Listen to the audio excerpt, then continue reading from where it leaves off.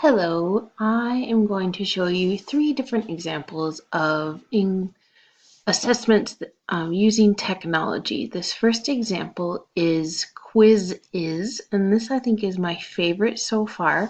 So if you look here, you can click on My Quizzes, and here I have created the Very Hungry Caterpillar, and then you click on that and up comes your quiz, and you are able to make questions and create the answers right there, and it is very easy and straightforward to use. The next assessment format I have is Quizizz, and this one there's a little bit more to set up, but you also have your quiz that's easy to access. And what I like about this one is you can make this into kind of a fun game where you could have your class set into two groups and they could compete against each other for the different quizzes, which would be kind of fun.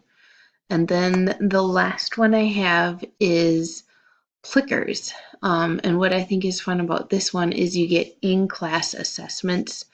Where they get to respond using paper printed out answers. And so here I have again the hungry caterpillar, and it'll have the questions, and then you can just scan the answers from the group. So it's a little bit more interactive if you like doing interactive. And so those are the three different formats of assessments that I have chose to share with you today.